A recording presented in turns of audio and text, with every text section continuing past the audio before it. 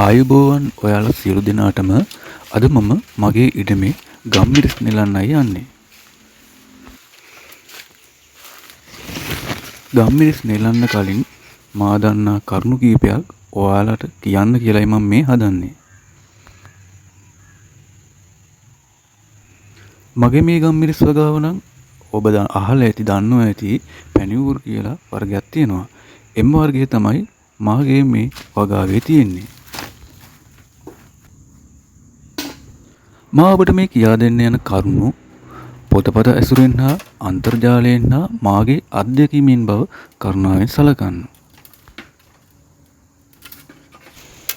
ඒ වගේම ගම්මිරිස් වගාව ගැන ගොඩක් අය මටත් වඩා බොහෝ කරුණු කාරණා දන්න අය ඇති. නමුත් ඒ වගේම නොදන්නා පිරිසක් හා සාමාන්‍ය මධ්‍යම ප්‍රමාණයෙන් දන්න අයත් ඇති. අන්න ඒ වගේ අයට මේ වීඩියෝ වැදගත් වෙයි කියලා මා විශ්වාස කරනවා. මාගේ මේ ගම්මිරිස් වගාව තියෙන්නේ ආනමඩුව වැනි ඊටම කර්කශක දේශගුණයක් තියෙන ප්‍රදේශයකයි. ඒත් කිසි ප්‍රශ්නයක් නැතුව මේ ගම්මිරිස් වගාව හොඳින් කරගෙන යනවා. මා තෝරාගත්තු මෙම ප්‍රභේදයේ පැණිවූර්. පැණිවූර් කර්කශක දේශගුණයට හොඳින් ඔරොත්තු දෙනවා. තවත් ප්‍රභේද කිහිපයක් තියෙනවා. ගාලේ කොළුව, තොටගමුව, ඒ වගේම මහබේරි තැන්න, උදිස්පත්තුව යන ප්‍රභේදයි. ඒ වගේම අපිට විදේශ වශයෙන් ප්‍රභේදත් පැණිවූර් හා කූචින් කියලා වර්ගත් තිබෙනවා.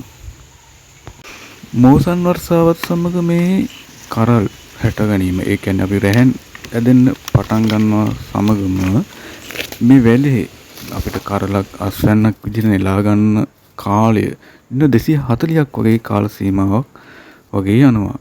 මගේ මෙහි නෙලා ගන්න දැන් මේ කාලය දින 240 පැනලා. ඒ වගේම කරලේ මුල් ඇට කහ වෙලා නිකන් රතු පාට වෙලා ඉදෙන්නත් පටන් අරන්. මෙන්න මේ කාලේ තමයි අපි අස්වැන්න නෙලා ගැනීමට සුදුසු වෙන කාලය.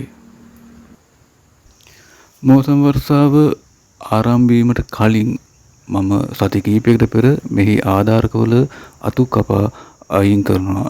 එම අතු නැවත මේ ගම්මිරිස් පඳුර වටා යොදනවා.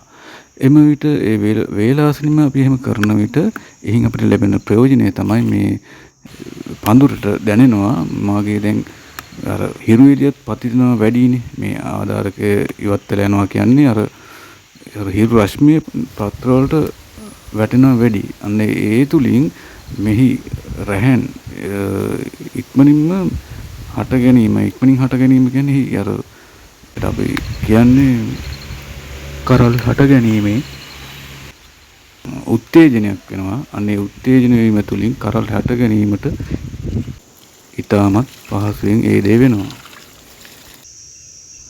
ඒ වගේම පොඩි පැල සිටුවා මාස 6කට පසුව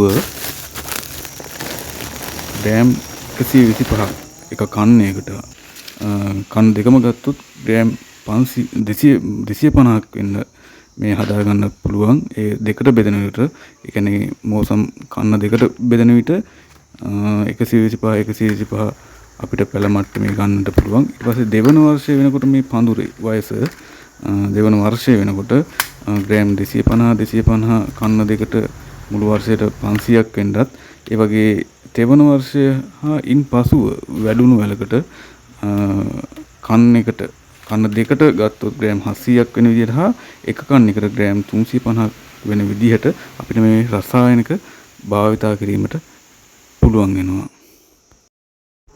මෝසම් වර්ෂාව ආරම්භ වන සමගම මේ පෝර භාවිතය කරන්න කියලා මම ඔබට කියනවා.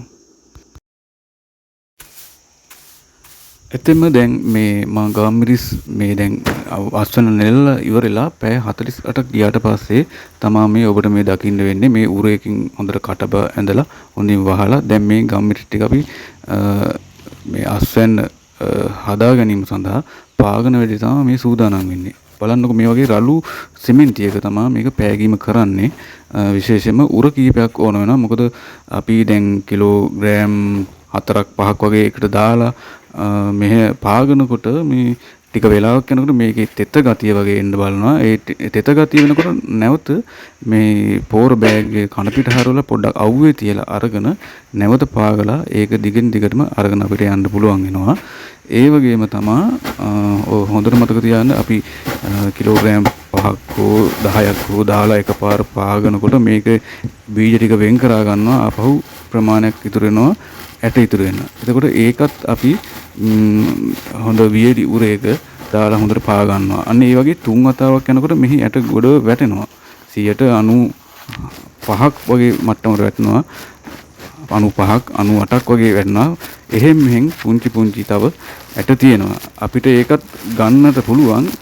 මම නම් ගොඩක් දුරට කරන්නේ එය එහෙම ඉතුරු කරලා එය මේ තම්බන්නට අරගෙන තැඹිලට අරගෙන තම්බල ඉවරලා එය අවුවේ දාලා නැවත හොඳට අවුවේ දාලා වියුණාට පස්සේ මෙහි ඇට පොඩි කරලා ලේසියෙන් අපිට ගන්න පුළුවන් වෙනවා. අන්න ඒ විදිහට තමයි මම නම් ඒ විදිහට කරන්නේ. ඔබටත් එහෙම කැමති නම් කරන්නට පුළුවන්. මේ පෑගීම සඳහා ඔබ ගන්නවන හොඳ උර ගන්න එක පිරිසුදු උර විය යුතුයි. ඒකත් මතක් කරන්නට ඕන.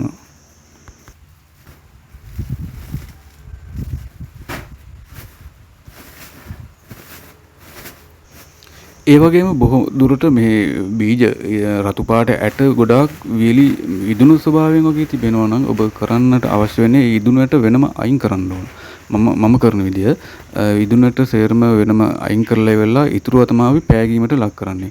දැන් මේ පෑගීම තුලින් අර ඉදුණු ඇට තිබ්බහම මේ පොත්තත් ඉවත් වීමක් වෙනවා. අනික අපිට හරියට පෑගෙන්නෙත් නැහැ. අර තෙත ගතිය එන්න බලනවා. අනේ ප්‍රශ්නේ නිසා අපිට පුළුවන් ගොඩාක් රතු වැට තියෙනවා නම් ඒවා අතින් වේලා ඒවා ඉවත් කරගන්න. ඉවත් කරාගෙන ඉවරලා එම බීජ වෙනම අපිට පුළුවන් එයා සාමාන්‍ය තැම්බුම් කරලා ඉවරලා ඒ විදිහට වේල ගන්නවා. ඇත්තම මේ වීඩියෝ කරන්නේ මේ ගම්මිරිස් ගැන අර ගොඩාක් දුරට අවබෝධයක් නැති අයට තමයි මේක මේ සරල විදිහට කියන්නේ. මේ ඊට වඩා කරුණු කාරණා දන්න අය ඉන්න පුළුවන්. නමුත් ඒගොල්ලන්ට මේ නොදන්න අයට ඒක කියලා දෙීමේ හැකියාවක් අවස්ථාවක් නැති වෙන්න පුළුවන්. ඉතින් මම දන්න දේ තමයි මම නොදන්න අයට කියලා දීම. ඒකත් බොහොම කරුණාවෙන් මා කියනවා.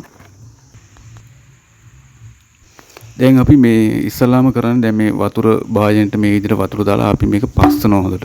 දැන් මේ විදිහට හොඳට එලිමහනේ තමයි මේ වැඩේ කරන්නේ. හොඳට තව දෙයක් මතක තියාගන්න ඕන. දැන් මේ ගම්මිරිස් මේ තම්බන්නෑමේදී අපිට මේ ගොඩක් අස්වැන්න නෙලා ගන්න කාල සීමාවලදී අපිට මේ මෝසම් වර්ෂාව ඔය මට්ටම් ඔය වකවානුව තුලදී අපිට වර්ෂාව නිතරම ලැබෙන කාලයක් මේක. ඒතකොට හිරු එළිය අඩුයි. එතකොට අපි ඒක තේරුම් ගන්න ඕන මේ නෙලා ගැනීමේදී සාමාන්‍යයෙන් පොඩි ඒ කාලුගුණ පිළිබඳ පොඩි දැනුවත් වීමක් ඔයා අරගෙන අපි මේ ගම්මිරිස් වේලන වැඩේ දවස් 2ක් ඒ කියන්නේ සාමාන්‍යයෙන් මම කරන විදිය මම මේ කියන්නේ පැය සාමාන්‍යයෙන් පළවෙනි දවසේ අපි උපරිම හොඳ අවුවේ පැය 5ක් නම් දෙවෙනි දවසෙත් හොඳට පැය 5ක් 6ක් වගේ හොඳට වේල ගන්න තිබුණා නම් අර තුන්වෙනි හතරවෙනි දවසේ පුස්කෑමට ඒ අර තියෙන අස්වැන්නේ තියෙන ගුණාත්මක භාවයට එන බලපෑම හරි අඩු වෙන්න ගන්නවා. ඒ හින්දා පළවෙනි හා දෙවෙනි දවසේ වේලා ගැනීමට මේ අවුවේ වේලා ගැනීමේදී ඔයා ඒ ගැන හොඳ කල්පනාවක් ලබා ගන්න කියලා මම කියනවා. ඒ වගේම තමයි දැන් මේ ගම්මිරිස් දැන් අර මම පාගාන මේ පෑගුවා ඔබ ඒක දැක්කා. ඒ පෑගීම තුලින් ඉතුරු වෙන අර ඒ ඉතුරු වෙන ශේෂ කොටස් මේ වතුර පැහෙන වතුරට මම දානවා. වෙන අය කොහොමද දන්නේ මම එහි වතුරට එක්කව කරා ගන්නවා. එතකොට මේ ඒ ශේෂ කොටස් එක්ක තමයි මෙහි තැම්බීමක් වෙන්නේ. ඒ පාටක් වගේ එකක් හැදෙනවා. එහෙම ඒ විදිහට තමයි මම කරන්නේ. හොඳට බලන්න. දැන් ඔබට කැමති විදිහට මේක මේ වැඩේ කරන්න පුළුවන්. මේ වැඩේ කරන්නේ සාමාන්‍ය සරල උපක්‍රමයක් භාවිතා කරගෙන සාමාන්‍යයෙන් පැහුණු අතරේ විනාඩි එකම තප්පර 90ක් වෙන්න වගේ කාලයක් තියලා තමයි මේ ගොඩ ගැනීමක් සිද්ධ වෙන්නේ. මෙමගින් වෙන්නේ තියෙන සුද්ධ ජීවීන් විනාශ වීම හා අර මේ ගම්මිරිස් ඇටේ හානියක් නොවෙන නිර්දේශ මට්ටමේ අපි පවත්වගෙන එහි අර මේ ඇට සේරම මේ අපි තම්බන්නේ ඒකාකාරී කළු ගතිය ලබා ගන්න අන්නේ ඒ මට්ටම ගැනීමට ඒ විදිහට අපි කරනවා.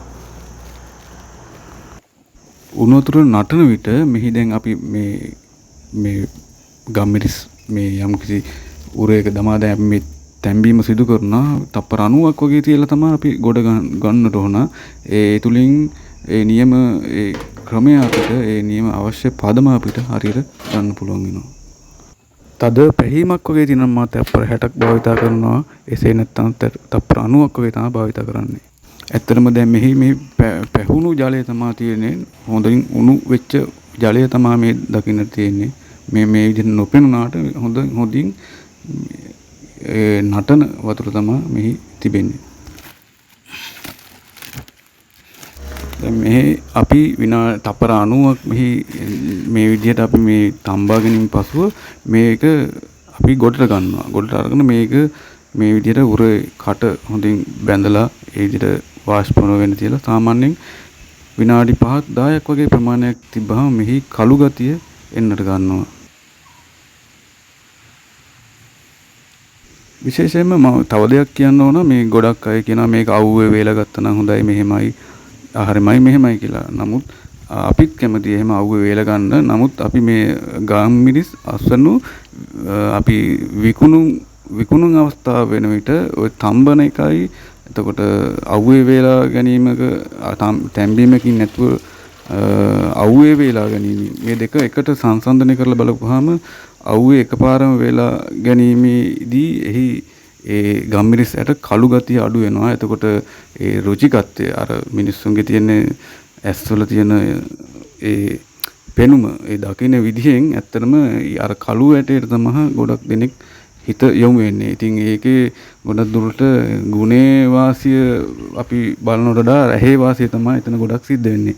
සාමාන්‍යයෙන් අපි ගෙදර විකුණීමේදී අපි ගොඩාක් දුරට මෙහි කිසි හානියක් නොවන විදිහට සාමාන්‍යයෙන් ඒ නිර්දේශ මට්ටම හැටියට මේ විදිහට සම්භාව ගැනීමෙන් අස්වනු සැකසීම තමයි අපි කරන්නේ. තව දෙයක් තමයි මේ වාංජිමය පැත්තක් කරද්දී විශාල වශයෙන් තවත් වේලුම් ක්‍රම තියෙනවා. එක එක්කෙනා කරන විදිහ හරි වෙනස්. ඇත්තටම දැන් මේකේ සමහර මේ වීඩියෝ එකේ කමෙන්ට් උනස් වෙන විදිහට එක එක්කෙනාගේ එක මතමතාන්තර එක්ක ඒගොල්ලෝ දන්න දේ ඒගොල්ලෝ හරි දේ එහෙම දායි. නමුත් අර අපි කරන අපේ තියෙන මේ තියෙන රටාවත් එක්ක අපේ දේශගුණේ මේට බලපාන ගොඩාක් හේතු තියෙනවානේ. දැන් මම ඉන්න ප්‍රදේශ ගත්තාම මෙහි ක්‍රමය වෙනස්.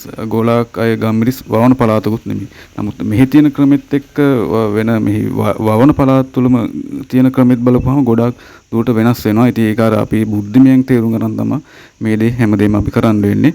ඔය ගම්මිරිස් වේලීමේදී මෙහි අපිට අර නියම කාලයක් එනකොට එන පදමක් තියෙනවා. මේ පදම අපි ඒ වාසිය එහෙම තියාගෙන ඒක අපි නියම විදිහට කරාන යන එක තමයි හරි වාසිය. ගොඩක් දුරට ගම්මිරිස් ඔය වේලීමේදී ඔය වැහි කාලවලදී එන ප්‍රශ්නේ. අන්නේ ප්‍රශ්නේ හොඳට ඒක ඔලුවට අරගෙන හොඳ කල්පනාවෙන් ඒ විදිහට කරාගන්න කියලා තමයි කියන්නේ. ඒ වගේම මම පුංචි ඉල්ලීමකුත් කරනවා මේ වීඩියෝ එක හොඳයි නම් ඔබේ අදහස අනිවාර්යයෙන්ම ඒක මට කියන්න. ඒක ඔබ දෝෂාරෝපණ කරුවත් එහෙම ප්‍රශ්නයක් නැහැ. ඉතින් ඒක මම දන්න දේ තමයි මම ඔයාලට කියලා දුන්නේ. ඒ වගේම කැමති නම් ඒක ඔයා මගේ නාලිකාවට subscribe කරලා දායක වෙන්න කියලා පුංචි ඉල්ලීමකුත් කරනවා.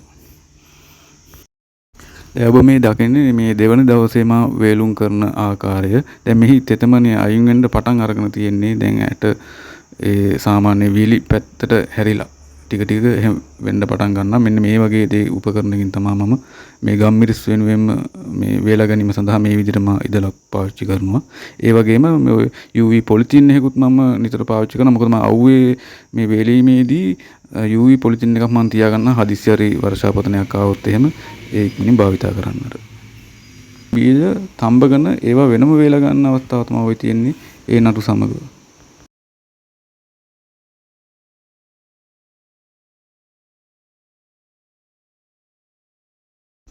ඇත්තටම දැන් මේ අස්වැන්න දැන් හොඳට වේලි තත්ත්වයටපත් වෙලා තියෙන. දැන් මෙහි අපිට සුද්ධ පවිත්‍ර කරා ගැනීමයි කරන්න තියෙන්නේ. මෙහි දින මම දවස් 6ක් වගේ 7ක් කිට්ටුවෙන් මම මෙහි වේලුම් කරණය කරා. පැය 8 බැගින් දවස් 3ක් වගේ කරා. ඊතුරු දවස් ප්‍රමාණ නම් පැය ප්‍රමාණය අඩුයි. ඉතින් ඒ විදිහට තමයි කරේ.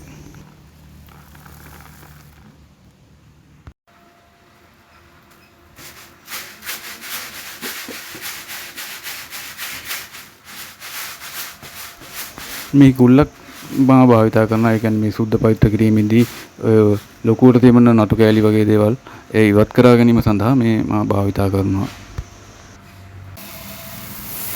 ඒ වගේම මෙහි තියෙන බොල්ලට තොර වැලි වගේ අපද්‍රව්‍ය තව තියෙන සිහින් තියෙන අපද්‍රව්‍ය සඳහා ඉවත් කරා ගැනීම සඳහා මේ සාමාන්‍ය වෙළඳ පොලේ තියෙන රෑසි දැල් ඒ කියන්නේ සල්ලාඩ දැල් භාවිතා කරනවා මේ අවස්ථාවේ.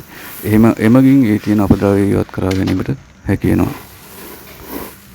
හොඳට අර වියලා ගැනීමේදී කිසිම ප්‍රශ්නයක් නැහැ. පුස් ප්‍රශ්න ඒව මුකුත් වෙන්නේ නැහැ. ඇත්තම ගබඩා කිරීමත් ඒක හරි වැදගත් වෙනවා. මම ගිය අවුරුද්දේ යන්න වේලුම් කරලා තියාගත්තු ගම්මිරිස් කිලෝ 1 මුලක් තවත් තියෙනවා. කිසිම දෙයක් වෙලා නැහැ. ගබඩා කිරීමේදී අපි වාතාශ්‍රය හා ජල වාෂ්ප නැති වෙන්න ඒ කියන්නේ එම ආශ්‍රිතව තියන්න යන්න එපා. හොඳ පොලිතින් එකකින් හොඳට ආවරණය කරලා හොඳින් වසා තියාගන්න. ඇත්තටම මේ වෙන විට අස්වැන්න සකසා ඉවරයි. මේ වෙන විටත් ඇත්තටම ගෙදරට ගොඩාක් ඇණවුම් ඇවිල්ලා තියෙන්නේ. මේ තියෙන ප්‍රමාණය ඉක්මනින්ම දීගෙන මුදල් කරාගෙන එහින් යම්කිසි ප්‍රතිඵලයක් ලබා ගන්න විතරයි දැන් මට තියෙන්නේ. එහෙනම් ඔයාලා හැමදෙනාටම බොහොම ස්තුතියි. එහෙනම් ගිහින් ජය වේවා.